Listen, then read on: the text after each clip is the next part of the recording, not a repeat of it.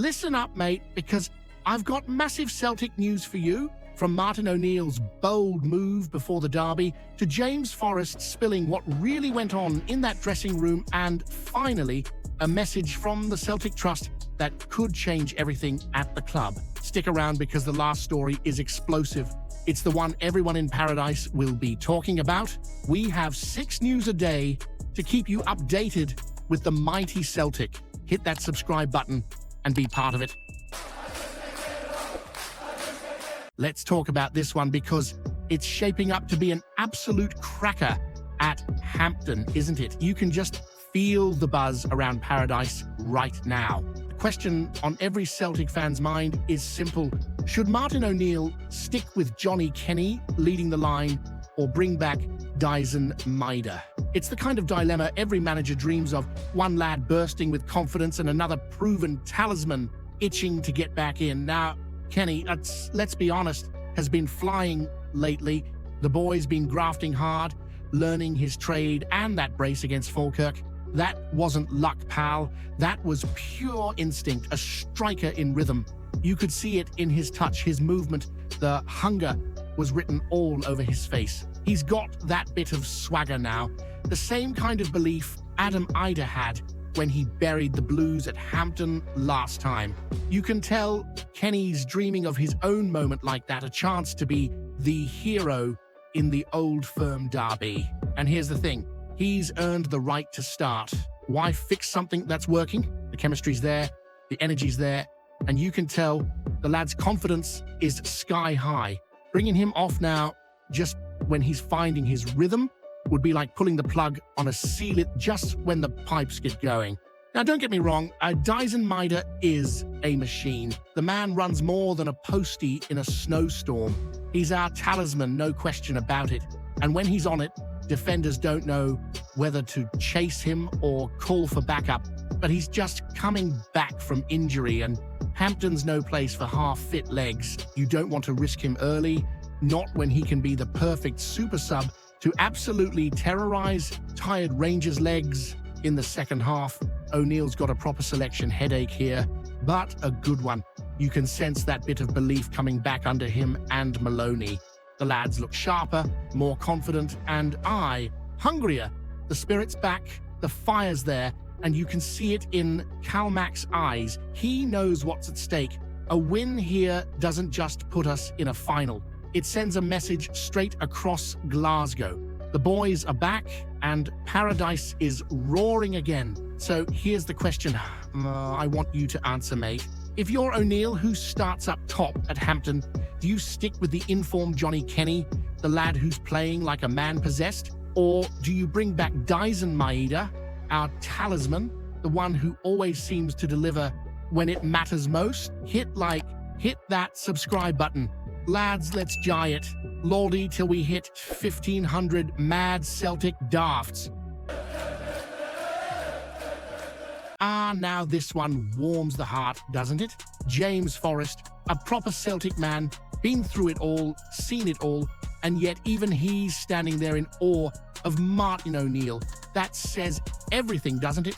You can feel the shift already, the kind that only someone like O'Neill could bring. The man walks into a room and suddenly everyone's sitting up straighter, chest out, heart pounding like the drums in the Green Brigade.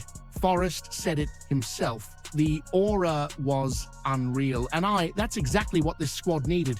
After the chaos of the last week, with Rodgers bailing and all the noise from the suits upstairs, O'Neill's come in like a proper leader, calm, sharp, full of belief, and he's made every single player believe again. He didn't come in barking orders or trying to prove a point. He just reminded the lads who they are: champions, winners, the pride of Paradise. You can picture it, can't you? The old gaffer walking around Lennoxtown, cracking a joke with Calmac, giving young Kenny a pat on the back and telling Forrest, "You've still got magic in those boots, son." That's the O'Neill touch. No nonsense, just respect and confidence. Forrest said his words really hit home, and you can tell by that Falkirk performance. The boys were buzzing. They played free, sharp, together, like a team again. And now it's Rangers next. Hampden, the semi-final, and O'Neill's record against that mob is the stuff of legend. 13 wins, 3 draws, 8 losses, and that glorious 6-2 still echoing round Paradise all these years later. Remember that day? Larsson's chip, the stands shaking. That was O'Neill's Celtic. Fearless, ruthless, and proud. If he can bottle even half of that spirit for this weekend, the Blues are in for a long, miserable afternoon, and honestly, you can feel it coming, can't you? The buzz in the dressing room, the swagger in training. This isn't just another derby. This is a statement. O'Neill might only be in charge for a wee while, but the fire he's reignited feels properly special. It's as if the old Celtic soul's been woken up again, that mix of passion, humor, and sheer defiance that makes us who we are. So let me ask you this, mate, and think about it before you answer. Do you reckon Martin O'Neill's got one more bit of Hampden magic left in him? Can he outfox the Rangers again and remind every one of them who really runs Glasgow? Hit that subscribe button. Lads, let's jay it laildy till we hit 1,500 mad Celtic dafts. This one's about to get spicy, mate. The Celtic Trust has just dropped a bombshell right ahead of the AGM, and it's aimed squarely at Dermot Desmond. Now, you and I both know these AGMs can get a wee bit heated at the best of times, but this year, it's shaping up to be pure fireworks at Parkhead.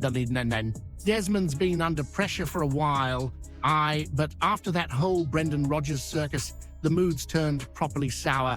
That statement he released, calling Rodgers divisive, misleading, and self-serving, didn't just ruffle feathers, it set off alarms across Paradise. It's one thing to lose your manager mid-season. It's another to start swinging verbal digs in public. You could practically feel the tension brewing from the stands to the boardroom. And now the Celtic Trust, the voice of the proper dyed-in-the-wool supporter, is making its stance crystal clear. They've had enough. They're heading into the AGM saying no confidence in Desmond, and they're not stopping there. They want Michael Nicholson, Peter Lawwell, and the rest of that boardroom gang shown the door too. It's a proper statement of intent, like shouting across the Clyde, "We want our club back. You've got to respect it." These are not corporate suits or faceless investors. These are the same folk who've been standing in the cold at Paradise since they were bairns, the ones who passed down the green and white to their kids. The Trust isn't just some business committee, it's Celtic's conscience, and what they're saying is simple. The club belongs to the people, not to one man sitting at the top with all the say and none of the heart. They've even put it plain on social media, voting against Desmond's reappointment, voting against the board, and standing firm on their vision of Celtic being fan-owned, fan-led, and true to its roots. That's the thing, Celtic was born out of community, faith, and solidarity. And somewhere along the line, it started to look a bit too much like a business instead of a cause. The Trust wants that fixed, and fast. It's wild, though. You think about it. Desmond's not one for turning up at AGMs. He'll probably be watching from afar in his fancy Dublin office, sipping coffee, while all this kicks off in Glasgow. But make no mistake, he'll feel the heat. This isn't just one wee group making noise.